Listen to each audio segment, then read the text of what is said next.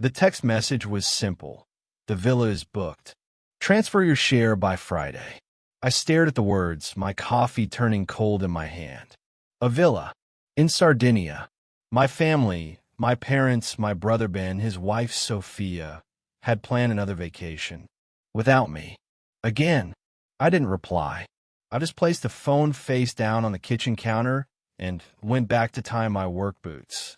The familiar ache, a hollow feeling in my chest, was back. It was the same story, a different location. Last year, it was a ski chalet in Aspen, the year before a cruise through the Greek islands.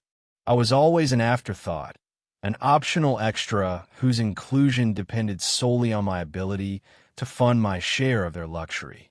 My name is Daniel. I'm an electrician. I own a small, reputable business, and I work hard. My hands are calloused, my clothes are often stained with grease, and I've spent years building a life of modest comfort, paying off the loan I took to start my company. My family, on the other hand, lived in a different financial universe. My father, Robert, was a partner at a law firm. My mother, Helen, curated her life like it was a museum exhibit. Ben worked in high finance, and Sophia spent Ben's money. I was the outlier, the one who chose a trade over a degree, who got dirt under his nails. They never said it outright, but their condescension was a constant, low hum in the background of our interactions. "It's so wonderful you found something you're good at," my mother would say, her smile not quite reaching her eyes. My father would ask, "When are you going to get a real company car?" As if my reliable, slightly battered truck was a personal embarrassment. The villa text wasn't the first financial grenade. It was just the latest in a long campaign of erosion. It started small, years ago. Ben borrowing $500 before a bonus payout, money that was never seen again. My parents asking me to cover the bill at a fancy restaurant for a family celebration of my father's promotion, a bill that ran over $1,000. "You're part of this family's success, too," my father had said, clapping me on the back. I was 24 at the time, eating instant noodles for dinner most nights to afford the insurance on my first van. Then it escalated. 2 years ago, my mother called, her voice tight with panic. There was a problem with the foundation of their house. A huge, unexpected repair. Could I possibly help? I had just landed my first major commercial contract. I felt a surge of pride, finally being in a position to really help. I transferred $30,000, almost my entire profit from that job. "It's a loan, darling, of course." My mother had wept with gratitude. The loan was never mentioned again. When I brought it up gently 6 months later, my father frowned. "Daniel, let's not bring business into family matters. We raised you, didn't we? Consider it an investment in your childhood home." The justification was always the same. Family. That word was a weapon they used to bludgeon me into compliance. I was single. I had no kids. My business was doing well enough. I was their safety net, their emergency fund with a pulse. So when the text about Sardinia came, I did what I always did. I swallowed the hurt. I ignored the implication that my presence was a financial transaction. I told myself it was fine. I was used to it. A week later, I was reconciling my business accounts, a tedious Sunday night ritual. I opened my business banking app, the one I used for company expenses and payroll. I scrolled through the transactions, and my blood ran cold. There was a single, glaring entry. A payment of €12,000 to a luxury travel agency in Italy. I stared, uncomprehending. I hadn't made that payment. My accountant hadn't. I clicked on the details. The description listed a booking reference. The passenger names were listed in the transaction notes. Robert W., Helen W., Ben W., Sophia C. My breath hitched. They hadn't just asked for my share. They had taken it. They had used my business account. My mind raced, a frantic, nauseating scramble. How? Then I remembered. Months ago, My father had asked me to help him with an online payment for a client dinner he was struggling to process. In a moment of foolish trust, I had logged into my business portal on his laptop to show him how it worked. I must have forgotten to log out, or he had saved the details. The thought was so violating, it made me dizzy. This wasn't a forgetful loan. This was theft, a deliberate, calculated act. They had assumed, with breathtaking arrogance, that they were entitled to my money, to the fruits of my labor, to the very foundation of my livelihood. They were sipping Prosecco in a Sardinian villa on my dime, and I hadn't even been invited to the party. A cold, sharp clarity cut through the years of festering resentment. The numbness shattered. I felt everything at once: the rage, the betrayal, the profound hurt. But above all, I felt a decisive, final snap. My fingers, usually so steady with a live wire, trembled as I navigated the app. I didn't hesitate. I initiated a dispute on the transaction, citing fraud. Then I called my bank directly, explained the situation in a voice I barely recognized as my own: cold, firm, factual. I had the transaction frozen, pending investigation. I changed every password, enabled two-factor authentication on every account I owned, and locked everything down. An hour later, my phone lit up with a call from Ben. I let go to voicemail. He didn't leave a message. A minute later, a text popped up. Dan, the travel agent, says there's an issue with the payment. Sort it out. We're at the airport. The audacity was a physical blow. Sort it out. Not what happened. Not is there a problem? Just a command. An expectation that I would fix the problem they had created by stealing from me. I picked up my phone. My heart was a drum against my ribs, but my hand was steady. I typed 3 words. What you said. I paused, then added, I stay behind. I put the phone down and didn't look at it again. The buzzing started almost immediately. Insistent, angry. I ignored it. I walked to my small balcony, looked out at the city lights, and for the first time, it didn't feel hollow. I felt a strange, burgeoning sense of peace. The decision had been made. I didn't just stay behind in my apartment. I decided to leave it. I opened a new tab on my laptop and started browsing. Not for villas, not for luxury. For a small, secluded cabin in the mountains of Colorado. A place with no Wi-Fi, no service, just silence and pine trees. I booked it for 2 weeks, paying for it with my personal card, a card whose details they never had. It was mine, all mine. The next morning, the buzzing started again. This time it was my father. I silenced the phone, let it ring. Around noon, my doorbell chimed, followed by a sharp, impatient knocking. I didn't need to look through the peephole. I knew it was him. I stayed perfectly still in my kitchen, drinking my coffee, listening to the frustrated pounding. It went on for what felt like an eternity before it stopped. I later checked the camera I'd installed for package deliveries. He stood there, his face a mask of confused fury, before turning and storming off. This wasn't an isolated incident. The plane tickets were the final, explosive symptom of a disease that had been eating away at our family for years. It started when I was 23.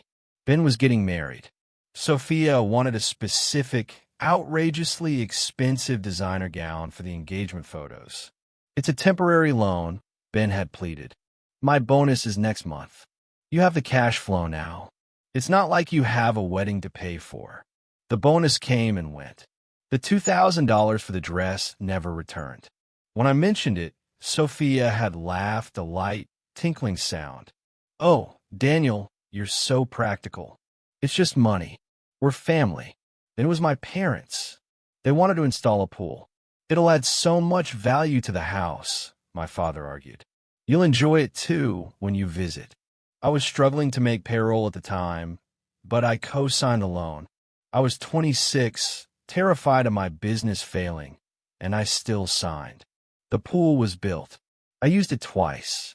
The loan, of course, defaulted to me when they temporarily ran into cash flow problems after my father decided to invest in a friend's doomed startup. I was working 60-hour weeks, up to my elbows in conduit and wire, and yet I was constantly drained financially and emotionally. I was the reliable one, the one with a real business, the one who should help because family supports each other. But the support only ever flowed one way. When my warehouse was broken into and $10,000 worth of equipment was stolen, I asked my father if I could borrow money to cover the insurance deductible. He sighed. "Daniel, we're just not in a position right now.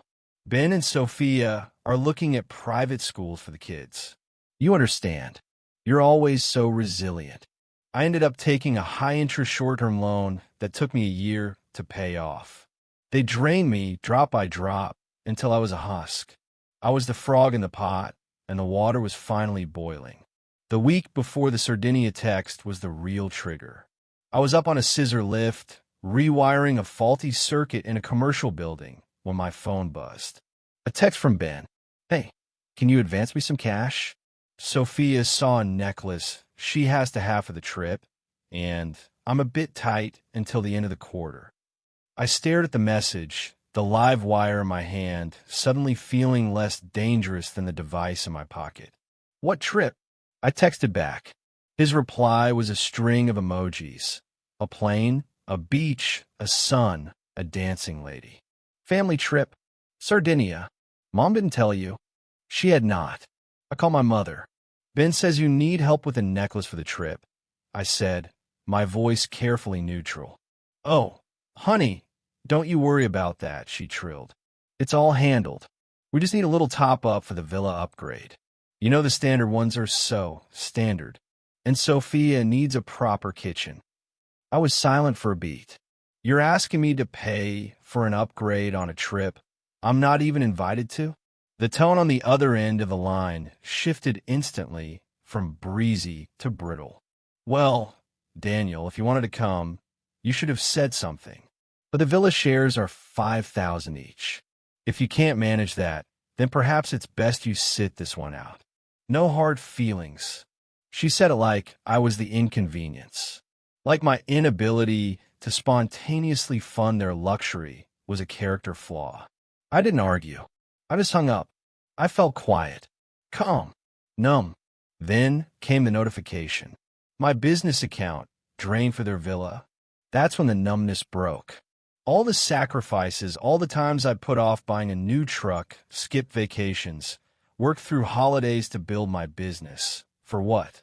So they could lounge by a private pool in Italy, paid for with money I needed for my quarterly tax bill? That night, I sat at my desk and looked at my finances.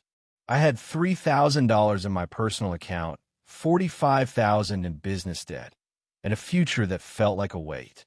My truck had 200,000 miles on it. I hadn't taken a real vacation since I was a teenager. Meanwhile, Ben was probably packing designer swim trunks, paid for with the money he'd stolen from me. And then he had the nerve to text me from the airport. Sort out. The mask had not just slipped, it had shattered. I saw them for who they were, who they had always been. I wasn't a son or a brother. I was a line of credit. I responded, "What you said?" I stay behind. Then I booked my cabin. The next day, my father showed up. I didn't answer. He came back that evening, this time with my mother in tow. I saw them through the blinds, their faces etched with a blend of anger and bewildered entitlement. They knocked. They called my name. I didn't move. They stood there for 10 minutes, a silent, seething tableau on my doorstep before finally leaving. That night, a voicemail from my mother. "You've really upset your father. He came all the way back from the airport to deal with you. After everything we've done for you." I saved the message. Not for sentiment, for evidence. I was done gaslighting myself. The next day, Ben tried calling repeatedly, then sent a masterpiece of manipulation. Grow up. You can't just financially sabotage the whole family over a simple misunderstanding. A misunderstanding. They had committed fraud. They had robbed me. And now that I had said no, I was the villain. But I wasn't angry anymore. I was resolved. They thought my silence was weakness, that if they applied enough pressure, I would fold as I always had. But I had fundamentally changed. My father came back again, alone. Same spot, same tired script. I didn't open the door. That night, the text from Ben flooded in. This is completely unfair. We needed that villa. Do you realize what you've done? We had to book a last-minute hotel. It was a nightmare. Family is supposed to be there for each other. Family. That word again. I typed, deleted, retyped. Then I sent one message. You mean like when I co-signed your car loan and you defaulted and I had to cover the payments for 6 months? No reply. Then came a barrage of calls from my mother. All ignored. Then a text from my father. You need to grow up and stop playing the victim. We had no choice. We didn't think you'd notice the withdrawal. You were supposed to help. You always do. I stared at that last line. You were supposed to help. As if it were my ordained role in the family, my raison d'etre. I didn't reply, but I wasn't finished. They thought this was a tantrum, a phase I would get over. But this time was different. This time, I was armed with the truth and a complete lack of fucks to give. So, I did the one thing they would never expect. I sat down and created an invoice. $2,000, Sophia's engagement photo shoot dress. $30,000, loan for house foundation repairs. $15,000, defaulted payments on co-signed pool loan. $5,000, emergency loan for Ben's investment, never repaid. $12,000, fraudulent villa payment. $450, bank fees and interest incurred. Total outstanding balance, $64,450. I emailed it to the family group chat. The subject line was, formal request for reimbursement of unauthorized charges and past debts. The body read, per your frequent assertion that family supports each other, please find attached a detailed breakdown of the financial support I have been coerced into providing over the last 5 years. As of today, I am no longer the family's financial institution. Full repayment is expected within 30 days. After this period, I will be filing a formal fraud report with my bank and the relevant authorities regarding the unauthorized access of my business account. No further financial interaction will be tolerated. The group chat exploded. Ben, are you insane? Sending an invoice to your own family. Mother, this is cruel and unnecessary, Daniel. You're tearing us apart. Father, we raised you better than this. That line, we raised you better than this, was the final spark. The truth was, they hadn't raised me to be this. I had raised myself in the spaces between their demands, between the extra jobs and the unpaid debts, and the constant pressure to be their silent, compliant benefactor. I replied with cold, hard facts. You didn't raise me to be this. You created this situation through years of entitlement and exploitation. I allowed it, but not anymore. Then I blocked Ben's number. I left my parents unblocked, a morbid curiosity to see how deep the delusion ran. It ran very, very deep. The next night, they showed up again. I saw them through the peephole. My father looked rigid. My mother clutched her purse like a shield. I opened the door. We need to talk, my mother said, her voice trembling with faux hurt. No, I replied, my voice calm and even. We really don't. My father stepped forward. This stunt, the invoice, freezing the payment, it's vindictive, Daniel. We're your family. You used my business account to book a vacation, I stated flatly. That's not family. That's a felony. We didn't think you'd mind, my mother cried. You always help. I've helped since I was 23. I cut in, my voice gaining a sharp edge I didn't know it possessed. You've treated me like a human ATM. I helped because I was taught that saying no meant I was a bad son. But I'm done being the good son. Don't you talk to your mother like that, my father growled. No, I shot back, my composure finally cracking. Don't you talk to me like I owe you something. I was up on a lift getting electrocuted for a living while Ben used my money to buy his wife jewelry. I helped pay for your pool while you call me unambitious behind my back. He took a step forward, his face contorted. You think this makes you strong? Turning your back on your family? No, I said, the anger receding as quickly as it came, replaced by a profound, unshakable certainty. But it makes me free. I closed the door, not with a slam, but with a firm, deliberate final click. They didn't knock again. Later, a voicemail from my mother. A quiet, wounded whisper. I don't know who you are anymore. And for the first time in my life, I smiled at those words. Because I wasn't the person they used to walk all over. I was someone new. After I closed the door, the silence was absolute. It wasn't peaceful, not at first. It was the silence of a surgical amputation. Necessary, painful, but ultimately life-saving. For 3 days, nothing. Then, the predictable panic set in. I got an alert from my bank. Someone had tried to use my old business card details to book a private boat tour in Sardinia. Then, of course, I called the fraud department, had it blocked, and requested a formal report. Would you like to press charges? The agent asked. Not yet, I said, but document everything.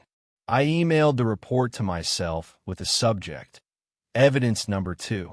Later, a text from an unknown number. We're stuck in a dump of a hotel.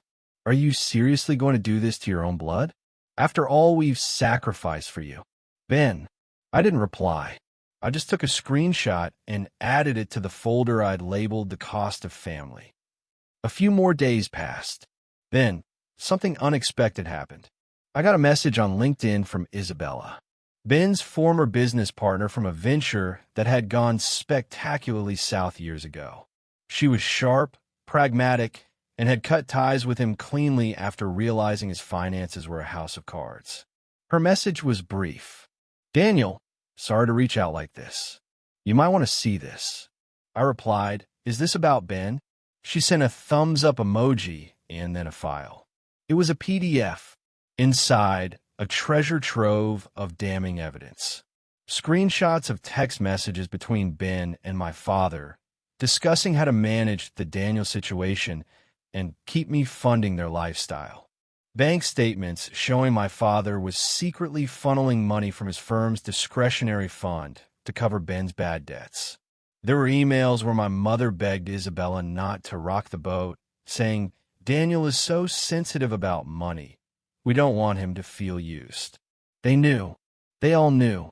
The entire financial structure of their lives was a fragile pyramid scheme, and I was the unwitting foundation. I called Isabella.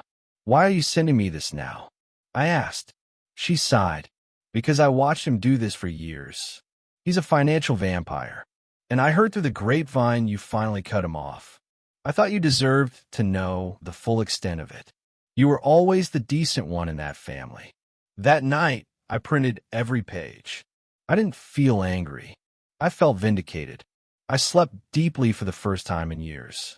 The next morning, a call from an unknown number. Voicemail.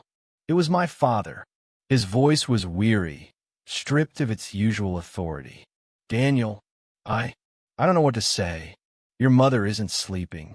Ben is not well. We made mistakes. Fine, but you've made your point. Can we please just talk? Man to man. I typed a single sentence and texted it back to the number. You are not entitled to a conversation you never earned. That week, I resent the invoice. This time, I attached Isabella's file as supplemental evidence of systemic financial exploitation. I copied my uncle, my father's older brother, a stern, no-nonsense man I'd always respected. For good measure, I forwarded a redacted version of the evidence to the senior partners at my father's law firm, anonymously. A week later, my father was quietly asked to take a leave of absence. I felt no joy, just a detached sense of justice. Meanwhile, my own life began to blossom. I started therapy. I took up woodworking, finding solace in the scent of sawdust and the creation of something tangible. I started dating a woman named Clara, a landscape architect I met at a hardware store. She was grounded, kind, and had no connection to my world of drama. I told her everything, the whole sordid tale. She listened, held my hand, and said, "I'm so glad you chose yourself." One weekend, Clara and I were looking at trail maps. She pointed to a challenging hike. "Think you're up for it?" she asked with a smile. And for the first time, I didn't have to calculate the cost or check my work schedule. I just said yes. Weeks later, a handwritten letter arrived. No return address. Ben's handwriting. 5 pages of blame, shifting disguised as an olive branch. "We all make mistakes, but you took it too far. Mom is on medication. You've abandoned your blood. We're family. That will never change." And I realized he was right. We were family. That was the tragedy. It wasn't strangers who had betrayed me. It was the people who were supposed to love me unconditionally. They knew my vulnerabilities and exploited them anyway. I folded the letter, placed it in the drawer with Isabella's file, and turned the key. The night before my birthday, a card arrived in the mail. Simple, elegant, no signature, just 3 words. "I believe you." It was from Isabella, and in that moment I felt seen, truly seen for the first time in my life. It's been 8 months since I closed that door. 8 months of silence. 8 months of building a life on my own terms.